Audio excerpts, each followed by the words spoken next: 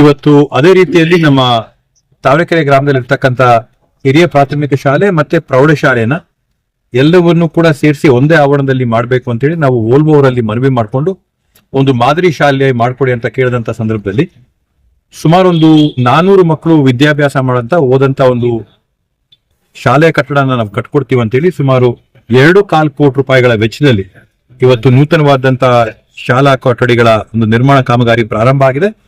Ground floor ಮುಗಿದು first ಫ್ಲೋರ್ಗೆ ಇವಾಗ slab ಹಾಕಂತ ಒಂದು ಪರಿಸ್ಥಿತಿಗೆ ಬಂದಿದೆ. ಬಹುಶಃ ಬರೋ ಒಂದು ಶೈಕ್ಷಣಿಕ ವರ್ಷ ಡಿಸೆಂಬರ್ ಒಳಗಡೆ ಅಥವಾ ಬರೋ ಶೈಕ್ಷಣಿಕ ವರ್ಷದೊಳಗಡೆ ಈ ಒಂದು ಕಟ್ಟಡ ರೆಡಿ ಆಗಿರುತ್ತೆ. ಮಕ್ಕಳನ್ನೆಲ್ಲರೂ ಕೂಡ ಒಂದೇ ಆವರಣದಲ್ಲಿ ತರ್ತೀವಿ.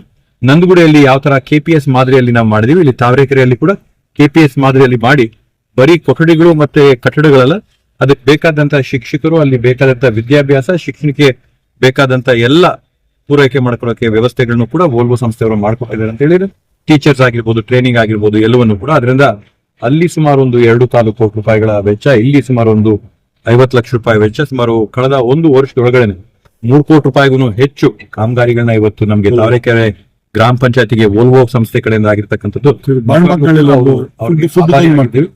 ಬಾನ್ಮಾಕ್ನಲ್ಲಿ ರೇಷನ್ ಪಾಯಿಂಟ್ ನ ಮಾಡ್ಕೊಟ್ಟಿದ್ದಾರೆ, ನೀರು ಘಟಕಗಳನ್ನ ಮಾಡ್ಕೊಟ್ಟಿದ್ದಾರೆ. ಇವೆಲ್ಲವನ್ನೂ ಕೂಡ ನಮ್ಗೆ ಮಾಡ್ಕೊಡ್ತಾ ಇರೋದಕ್ಕೆ ಅವರಿಗೆ ನಾನು ಮತ್ತೊಮ್ಮೆ ಧನ್ಯವಾದಗಳನ್ನ ಅರ್ಪಿಸಕ್ ಬಯಸ್ತೇನೆ.